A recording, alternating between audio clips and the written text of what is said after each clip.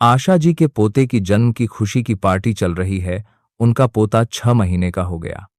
बेटे बहू ने अपने ऑफिस और आस पड़ोस के लोगों को एक ग्रैंड पार्टी दी है। लेकिन इस पार्टी में अचानक से आशा जी की बहू नेहा उनके पास आती है और चिल्लाती हुई कहती है, ओ हो माँ जी, तुम्हें बिल्कुल भी समझ नहीं आता है। मैंने तुम्हें अपनी इतनी महंगी साड़ी पहनने को दी और तुमने उस पर खाना गिरा दिया। साड़ी देने से पहले मैंने तुम्हें इतना समझाया था कि ढंग से पहनना, मेरी साड़ियां बहुत महंगी होती हैं, और तुमने मेरी साड़ी खराब कर दी। कपड़े पहनने की बिल्कुल भी तमीज नहीं है और महंगे कपड़े पहनने का शौक रखती हो। तुम तो अपनी वह सस्ती साड़ियां ही पहना करो, उसी के लायक हो तुम। डरती हुई आशा जी कहती हैं, बेटा वह मैंने कुछ नहीं किया। उधर से एक बच्चा दौड़ता हुआ आया, उसने खाने को मेरे कपड़ों पर गिरा दिया। अब अपनी पत्नी की आवाज सुनकर राकेश भी उधर आ गया। देखो राकेश, तुम्हारी माँ ने क्या किया। मैंने अपनी इतनी महंगी साड़ी पहनने को दी और सारा खाना मेरी साड़ी पर गिरा दिया। कितनी गंदी कर दी है मेरी साड़ी। सबके सामने राकेश भी चिल्लाता हुआ कहता है, माँ तुम्हें कपड़े पहनने का बिल्कुल भी शऊर नहीं है। जरा संभाल कर पहना करो, पूरी साड़ी गंदी करके रख दी है। अपने बेटे बहू की ऐसी बातें सुनकर के आशा जी की आंखों में आंसू आ गए। उन्होंने इन 8 महीनों में अपने बेटा बहू के लिए क्या क्या नहीं किया। घर में सुबह से लेकर शाम तक काम वाली बाई बनकर के रह रही हैं, घर के सारे काम कर रही हैं, अपने पति से दूर रह रही हैं। यह सब तो उन्हें दिखता नहीं है। आज जरा सी किसी और की वजह से इनकी साड़ी गंदी हो गई तो सबके सामने मेरी बेइज्जती कर दी। आंखों में आंसू लिए आशा जी चुपचाप से बिना खाना खाए ही एक कोने में कुर्सी पर बैठ गई। दरअसल 8 महीने पहले, अरे नेहा, मेरा खाने का टिफिन तैयार हो तो जल्दी से दे जाओ, ऑफिस के लिए लेट हो रहा हूं। आज मेरी ऑफिस में बहुत जरूरी मीटिंग है। मैंने तुमसे कल ही कह दिया था, फिर भी आज तुम खाना देने में इतना लेट कर रही हो। अगर बन गया हो तो ठीक है, नहीं तो ऑफिस में ही खा लेता हूं। शूज पहनते हुए राकेश ने अपनी पत्नी नेहा को आवाज देते हुए कहा, बस तुम्हारा टिफिन तैयार है, अभी लेकर आती हूं। रसोई से टिफिन लेकर आई नेहा थककर सीढ़ियों पर बैठ गई। राकेश, मुझे तुमसे कुछ जरूरी बात करनी है। मेरा 7वां महीना चल रहा है। अब मुझसे घर के इतने सारे काम नहीं बनते हैं। सुबह सुबह नींद भी पूरी नहीं होती है। अगर घर में काम वाली को बुलाएंगे तो बहुत सारे पैसे खर्च हो जाएंगे। इस बारे में हम ऑफिस से आने के बाद बात करेंगे और इसका कोई ना कोई सॉल्यूशन जरूर निकाल लेंगे, तुम चिंता मत करो।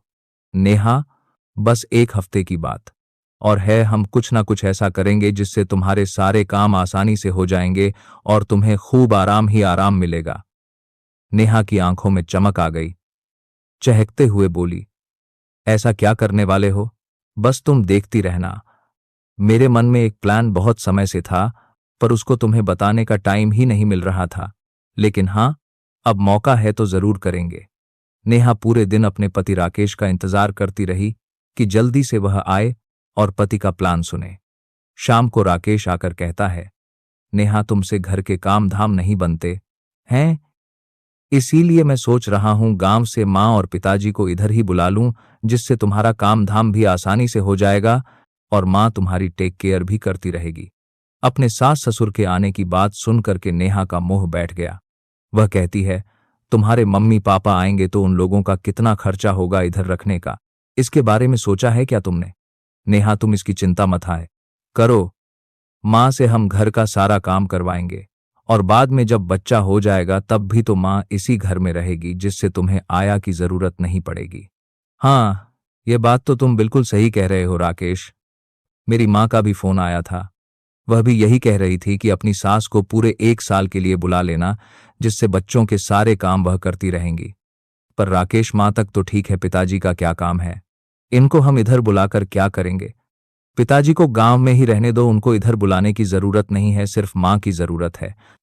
नेहा, तुम समझती नहीं हो, अगर हम माँ को अकेला इतने समय के लिए बुलाएंगे तो वह नहीं आएंगी, इसीलिए हमें पिताजी को भी साथ ही बुलाना पड़ेगा, क्योंकि गांव में तो उनके खाने पीने की बड़ी समस्या होती है और पिताजी भी बाहर के सारे काम करते रहेंगे। सब्जी लाना, दूध लाना करके सारे काम पिताजी देखेंगे और हम दोनों घर की जिम्मेदारियों से पूरी तरह से फ्री रहेंगे। और फिर पिताजी को पेंशन भी तो मिलती है। तुम यह क्यों भूल जाती हो कि जब वह इधर इस घर में आएंगे तो अपनी पेंशन का पैसा भी इसी घर के खाने पीने में खर्च करेंगे, तो हमें खाने पीने के पैसे भी खर्च नहीं करने पड़ेंगे। हम सारे पैसे पिताजी से खर्च करवाएंगे। राकेश की बात सुनकर नेहा खुश हो जाती है और अपने सास ससुर को अपने पास बुलाने के लिए तैयार हो जाती है। राकेश अपनी मां को फोन करके कहता है, मां, नेहा की तबीयत बहुत खराब है, उसका 7वां महीना चल रहा है, काम धाम करने में बड़ी समस्या होती है और इधर तो इतनी आसानी से काम वाली भी नहीं मिलती है। अब तुम ही बताओ मैं क्या करूं। तुम आ जाओ मां। सीधी साधी आशा जी अपने बेटे से कहती हैं, बेटा तुम चिंता मत करो, मैं कुछ ही दिनों में बाबूजी को लेकर तुम्हारे पास आ जाऊंगी, क्योंकि वैसे भी अब बहू को मेरी जरूरत पड़ेगी। आशा जी तो बड़े ही लाड़ प्यार और हमदर्दी के साथ अपने बेटे बहू के घर आने के लिए कह देती हैं, लेकिन उनको तो इस बात की जरा सी भी फनक नहीं है कि बेटे बहू उन्हें अपने इधर किसी इरादे से बुला रहे हैं। शाम को आशा जी के पति रघुवर जी घर आते हैं। बेटे का फोन आया था, अपने पास आने के लिए कह रहा है, हम दोनों को बुलाया है। अरे भगवान, इतनी जल्दी जाने की क्या जरूरत है, अभी बहू की डिलीवरी में तो पूरे 2 महीने का समय है, तो जब उसको जरूरत होगी तब चली जाना। और पता नहीं मुंबई जैसे शहर में हमें अच्छा लगेगा भी या नहीं। घर भी उनका बहुत छोटा ही होगा, क्योंकि मुंबई में तो घर छोटे छोटे होते हैं। तुम ऐसा करना, बेटे से बोल देना हम 2 महीने बाद आएंगे। अरे नहीं नहीं, तुम कैसी बातें कर रहे हो, बेटे का फोन आया था, उसे हमारी जरूरत है, हम ऐसे अपने बेटे को कैसे छोड़ सकते हैं, मैं उसको मना नहीं कर सकती। अब तो मैंने उसे हाँ कर दिया है और हमें चलना ही होगा। और फिर अपने बेटे बहू के पास जाने में तुम इतना क्यों सोच रहे हो, कोई पराये थोड़ी ना है जो क्यों तुम इतना दिमाग लगा रहे हो।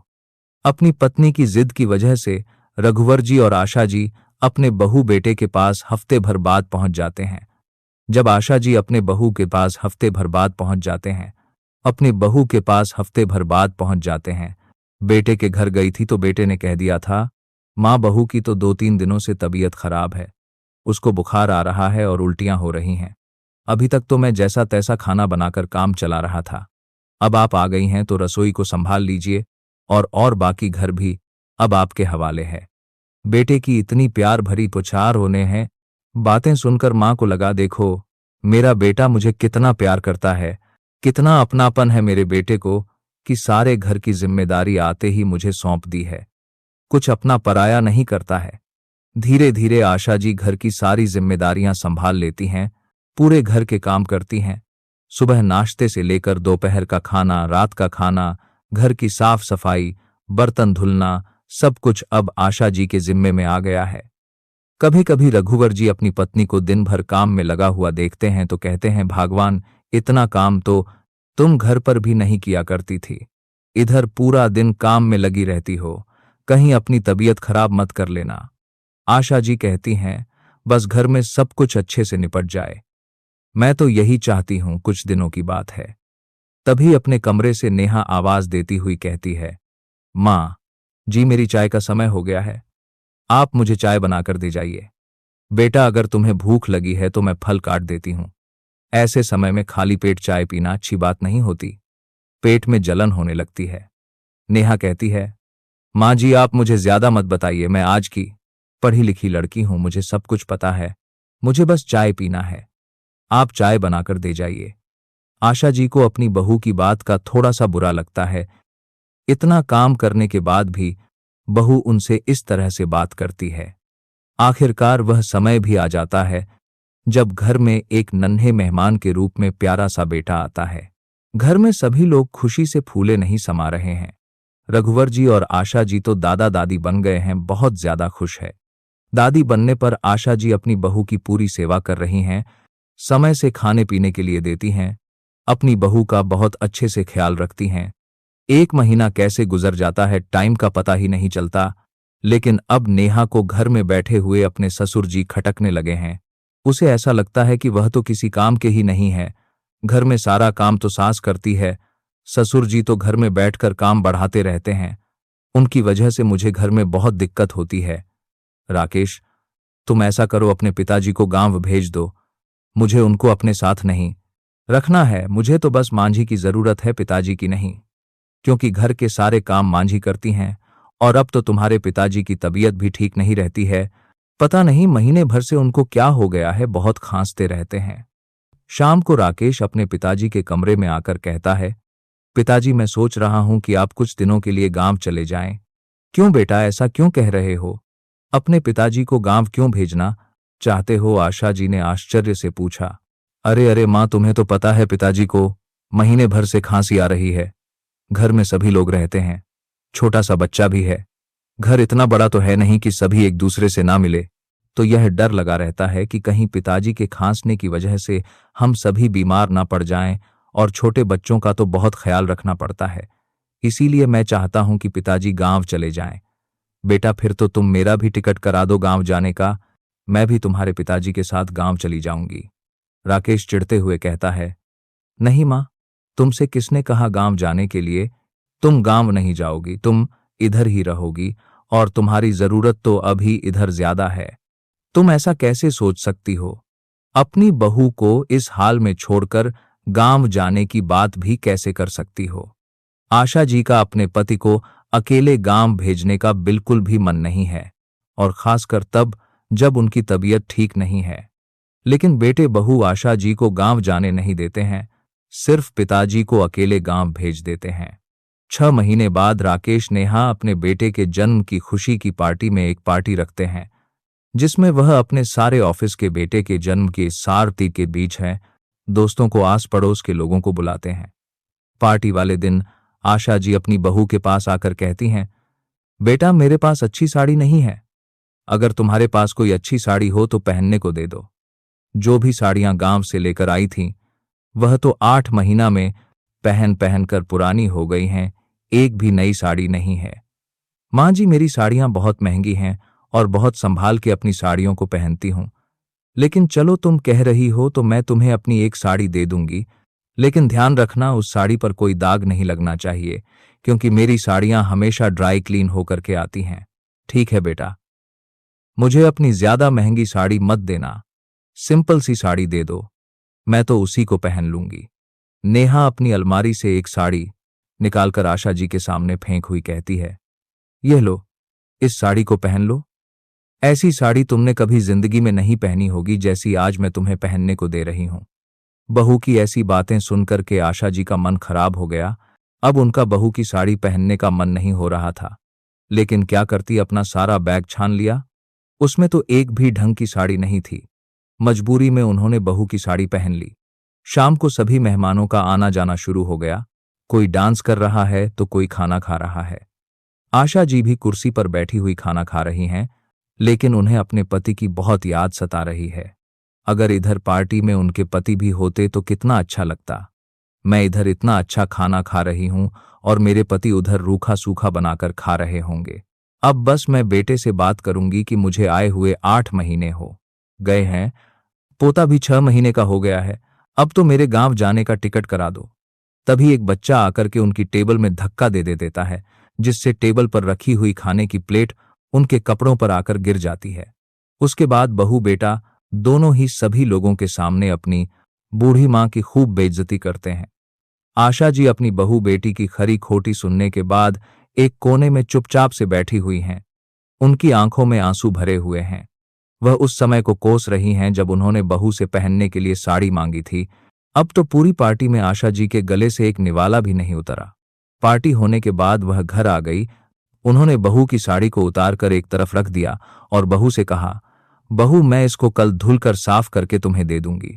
तो नेहा फिर से चिल्लाती हुई कहती है, मेरी साड़ी को धुलने की हिम्मत भी मत करना, सारा कलर एक दूसरे मिल जाएगा। मेरी साड़ी घर पर नहीं धुलेगी, उसके लिए 500 निकाल कर रख देना, मैं उसको ड्राई क्लीन पर भेज दूंगी। क्या बहू, 500 में यह साड़ी धुलेगी? इतने में तो मेरी एक नई साड़ी आ जाएगी। हाँ, तो मैं तुम्हारी तरह फटीचर साड़ियां नहीं पहनती हूं। बहू की बातें सुनकर आशा जी का घर में अब बिल्कुल भी मन नहीं लगता है। उन्हें लग रहा है कि कब वह गांव जाएं। एक दिन बहू नहाने गई थी। बहू का फोन डाइनिंग टेबल पर रखा था। आशा जी अपने छोटे से पर्स से एक टूड़ी मुड़ी पर्ची निकाली और उसमें अपने पति को फोन मिला दिया। रघुवर जी आशा जी की रवासी आवाज सुनकर कहते हैं, क्या हुआ भगवान, तुम ठीक से बात क्यों नहीं कर रही हो? सब ठीक तो है ना? बस अब तुम मुझे गांव बुला लो। पोता भी 6 महीने का हो गया, अब तो मुझे गांव आना है, इधर नहीं रहना है। आशा जी इतने महीनों की आप बीती अपने पति को फोन पर सुना देती हैं, जिसको सुनकर के रघुवर जी को बहुत बुरा लगता है। रघुवर जी ने हमेशा अपनी पत्नी को बहुत ही इज्जत के साथ रखा है, कभी भी उसके स्वाभिमान के साथ समझौता नहीं करने दिया है। लेकिन आज आज मेरी पत्नी को बहू बेटे ने भरी महफिल में इतना कुछ सुना दिया है, उसको यह भी नहीं लगा कि उसकी माँ इतने दिनों से उसकी पत्नी बच्चे की और उसकी सेवा कर रही है, अपना समझ के जी जान से काम करने में लगी हुई है। रघुबर जी तुरंत ही अपने मुंबई जाने का टिकट करा लेते हैं। आशा जी इतनी सी बात कर ही पाती हैं कि पीछे से नेहा आकर फोन छुड़ाते हुए कहती है, मुझसे बिना पूछे तुमने फोन छूने की हिम्मत कैसे की? और किससे बात कर रही हो? शर्म नहीं आती है चोरी छुपे बात करने में? अरे बात करनी थी तो मुझसे पूछ कर लेती। बेटा, मैं तो सिर्फ गांव में तुम्हारे ससुर जी से बात कर रही थी, उनकी तबीयत के बारे में पूछ रही थी। अब बहू मुझे गांव जाना है, तुम्हारे पिताजी ने टिकट करा लिया है, वह 2 दिन में मुझे लेने आ रहे हैं। नेहा अपनी सास के गांव जाने की बात पर कुछ नहीं कहती है, क्योंकि उसका तो सारा काम निकल गया है। बेटा भी हो गया, 6 महीने बेटे की सेवा भी करवा ली, अच्छी तरह से सासू माँ से घर के सारे काम भी करवा लिए। अब इस घर में उनकी कोई जरूरत नहीं। बहू बेटे के घर में आशा जी का एक पल भी मन नहीं लग रहा है, क्योंकि बात बात पर बहू उनका अपमान करती है और बेटा कभी कुछ नहीं कहता, बल्कि अपनी पत्नी की बातों में हाँ मिलाते हुए मां का अपमान कर देता है। ना तो यह देखता है कि कौन है और किसके सामने बात कर रहा है। 2 दिन बाद रघुवर जी बहू बेटे के घर आ जाते हैं। रघुवर जी अपने साथ 2 पैकेट लाए हैं, वह पैकेट डाइनिंग टेबल पर रख देते हैं। थोड़ी देर बाद बहू अपने कमरे से निकल कर आई, उन पैकेट को देखकर खोलकर देखने लगी। उसमें तो बहुत सुंदर सुंदर महंगी साड़ियां रखी हुई हैं। बहू को लगा शायद यह साड़ियां मेरे पतिदेव मेरे लिए लेकर आए हैं। मदद खाम, उसे तो भनक ही नहीं थी कि उसके ससुर जी भी आ गए हैं, क्योंकि जब वह आए थे तो नेहा उस समय अपने कमरे में आराम से सो रही थी। पिताजी के आने के कुछ समय बाद ही राकेश भी ऑफिस से घर आ गया, तो उसे लग रहा था कि राकेश उसके लिए कुछ सरप्राइज गिफ्ट लेकर आया। नेहा फटाफट से साड़ियां अपने कमरे में लेकर के गई और उनमें से एक साड़ी पहन ली। बहुत ही सुंदर साड़ी थी। एक का रंग नीला था और एक गुलाबी रंग की साड़ी थी, और साड़ियां कम से कम 5,000 की होंगी, उससे तो नीचे नहीं थी। क्योंकि साड़ियों की परख नेहा को बहुत अच्छी तरह से थी, वह हमेशा महंगी साड़ियां ही खरीदती थीं। नेहा ने नीली रंग की साड़ी पहन ली और अपने कमरे से निकलकर राकेश को आवाज देकर कहा, राकेश, देखो मैं इस साड़ी में कैसी लग रही हूं। राकेश ने जब उसे नीले रंग की नई साड़ी में देखा तो पूछा, नेहा, यह साड़ी तो बहुत सुंदर है, पर तुमने कब खरीदी, मुझे बताया भी नहीं। नेहा और राकेश की आवाज सुनकर के रघुवर जी और आशा जी भी कमरे से बाहर निकलकर आ गए। नेहा कहती है, क्या राकेश, यह साड़ियां तुम नहीं लाए हो मेरे लिए? अरे कितनी सुंदर सुंदर 2 साड़ियां तुम मेरे लिए लेकर आए हो तभी तो मैंने यह पहनी है, इधर ही डाइनिंग टेबल पर तो रखी थी। आशा जी, राकेश और नेहा को कुछ समझ नहीं आता है। रघुवर जी कहते हैं, बेटा, यह साड़ियां राकेश नहीं, मैं लेकर के आया था, और वह साड़ी मैं अपनी पत्नी आशा के लिए लेकर आया था। दरअसल बहुत दिनों से उसने साड़ियां नहीं खरीदी थीं, तो मैंने सोचा उसके लिए कुछ अच्छी सी साड़ियां लेकर चलूं। मुझे यह पसंद आई तो लेकर आ गया। अपने ससुर जी की बात सुनकर नेहा के बदन में तो जैसे आग ही लग गई। उसे तो ऐसे लग रहा था कि उसने साड़ी को पहनकर बहुत बड़ी गलती कर दी है। राकेश गुस्साते हुए कहता है, क्या पिताजी, यह साड़ियां आप मां के लिए लाए हो? इतनी सुंदर और महंगी साड़ियां, वह भी मां के लिए। मां इतनी महंगी और सुंदर साड़ियां कब से पहनने लगी, और बुढ़ापे पर इतनी महंगी साड़ियां पहनकर उनको जाना भी कहाँ है? रघुवर जी अपने बेटे और बहू की बातों से पहले ही दुखी थे, लेकिन जब उन्होंने अपने बहू बेटे के मुंह से इस तरह की बातें सुनी तो वह गुस्सा होते हुए बोले, क्यों बेटा, महंगी साड़ी पहनने का हक सिर्फ तुम्हें है क्या? तुम ही महंगी साड़ी पहन सकती हो। तुमने ही कहा था ना कि तुम्हारी मां सस्ती साड़ी पहनने लायक भी नहीं है, क्योंकि वह महंगी साड़ी पहनना ही नहीं जानती है। इसीलिए मैं उसके लिए महंगी साड़ियां लेकर के आया हूं। राकेश, यह मत सोचना कि वह महंगी साड़ियां पहन नहीं सकती है। मैं भी अच्छी खासी नौकरी करता था, अभी भी मुझे पेंशन मिलती है, लेकिन वह तो आशा जी हमेशा साधारण जिंदगी जीना पसंद करती हैं, इसीलिए उन्होंने कभी महंगी साड़ियां नहीं खरीदी। अपने बच्चों की पढ़ाई लिखाई में हमेशा पैसे खर्च करने के लिए कहा है, लेकिन अपने ऊपर उन्होंने ज्यादा पैसे कभी खर्च नहीं किए हैं। इसीलिए आज सोचा कि अपनी पत्नी को महंगी साड़ियां पहनने के लिए दे देते हैं, जिससे कम से कम कोई उसे यह तो नहीं कह सके कि तुम महंगी साड़ी नहीं पहन सकती हो। ससुर जी के मुंह से टके सा जवाब पाकर नेहा और राकेश पानी पानी हो गए। उन्हें तो जवाब ही नहीं मिल रहा था कि वह अपने माता पिता को क्या जवाब दें। नेहा अपने कमरे में चली गई और राकेश भी दीवार को देखने लगा, अगल बगल झांकने लगा। चलो आशा, तुम अपना सामान तैयार कर लो, हम आज शाम की ही ट्रेन से गांव के लिए निकल जाएंगे। अब इधर रहने की तुम्हें बिल्कुल भी जरूरत नहीं है। हम अपने घर में बहुत सुखी हैं, बहुत अच्छे से रह सकते हैं। रघुबर जी हॉल में खड़े होकर के आवाज देते हुए कहते हैं, बहू, जरा वह महंगी वाली साड़ी लाना, वह तुम्हारी सास की महंगी साड़ियां हैं। अब तो तुम अपनी सास से नहीं कहोगी कि उसे महंगी साड़ी पहनने का सहूर नहीं है। अब तो तुम्हारी सास भी महंगी साड़ियां पहनने लगी है। अपने ससुर जी से नेहा ने ऐसा जवाब पाया है कि बिना थप्पड़ खाके ही उसके गाल पर ऐसे लग रहा है किसी ने झन्नाकेदार थप्पड़ मारा हो। वह जल्दी से उन साड़ियों को वापस पॉलीथिन में रखकर डाइनिंग टेबल पर रख गई। जाते समय रघुवर जी ने अपने बेटे राकेश से कहा, बेटा, तुम्हारी माँ ने तुम्हें बहुत लाड़ प्यार से पाल पोस कर बड़ा किया है, तुम्हारे किसी भी शौक में उसने कमी नहीं रखी है। लेकिन उसे क्या पता था, जिस बेटे के लिए वह जिंदगी भर इतना त्याग करती आई है, बाद में वही बेटा उसके त्याग का मजाक उड़ाए। तुम जैसे स्वार्थी बेटों के कारण ही बूढ़े माँ बाप बुढ़ापे पर दुखी रहते हैं। तुम जिंदगी में आगे तो बढ़ गए, लेकिन अपने माँ बाप को पीछे छोड़ गए, जिसने तुम्हें उंगली पकड़कर उठाकर इस लायक बनाया, इस ऊंचाई पर पहुंचाया। उस ऊंचाई पर पहुंचकर तुम उसे देखना ही भूल गए। अरे बहू तो पराए घर से आई है, लेकिन तुमने तो अपनी माँ का संघर्ष देखा था, तो कम से कम तू ही अपनी माँ का साथ दे देता। एक साड़ी ही तो गंदी हुई थी। अरे तेरे लिए तो तेरी माँ ने कितनी साड़ियां गंदी की थी, तुझे इसका अंदाजा भी नहीं है। इतना कहकर रघुबर जी अपनी पत्नी का हाथ पकड़कर अपने गांव के लिए निकल जाते हैं। पीछे से बेटे और बहू पश्चाताप की अग्नि में जलते रही जाते हैं। हालांकि उन्हें बाद में अपनी गलती का एहसास होता है और वह कई बार फोन करने की कोशिश भी करते हैं, लेकिन उधर रघुवर जी अपने बहू बेटे का फोन ही नहीं उठाते हैं। आखिरकार 6 महीने बाद बहू बेटे गांव आकर अपने माता पिता से अपने किए की माफी मांगते हैं और कहते हैं, मुझे माफ कर दो पिताजी, मुझे समझ में आ गया है कि माँ ने मेरे लिए क्या क्या किया है और मैंने माँ को एक छोटी सी साड़ी के लिए इतना कुछ सुना दिया। यह मुझसे बहुत ही बड़ी भूल हो गई है। मुझे माँ से वह सब नहीं कहना चाहिए था। मुझे माफ कर दो माँ। यह कहकर राकेश रोने लगता है। आशा जी अपने बेटे को माफ करते हुए कहती हैं, बेटा, मुझे तुमसे पूरी जिंदगी कुछ नहीं चाहिए, क्योंकि तुम्हारे पिताजी को पहले से ही पेंशन मिलती है, तो तुम यह कभी मत सोचना कि मैं तुमसे पैसों की कोई उम्मीद रखती हूं, क्योंकि तुम्हारे पिताजी को जितनी पेंशन मिलती है उतने में हम अपना बुढ़ापा बहुत अच्छे से काट लेंगे। लेकिन हाँ, इज्जत और मान सम्मान जरूर देते रहना, उसके बिना हम नहीं रह पाएंगे।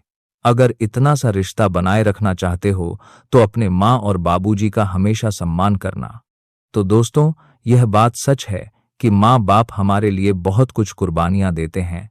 खुद फटा पुराना पहनते रहेंगे, लेकिन अपने बच्चों को ब्रांडेड जूते पहनाए, ब्रांडेड कपड़े पहनाए, और वही बच्चे बड़े होकर के अपने माँ बाप के पहने हुए कपड़ों की हंसी उड़ाने लगते हैं, माँ बाप की जीवन शैली पर उंगली उठाने लगते हैं, जबकि उन्हें ऐसा नहीं करना चाहिए।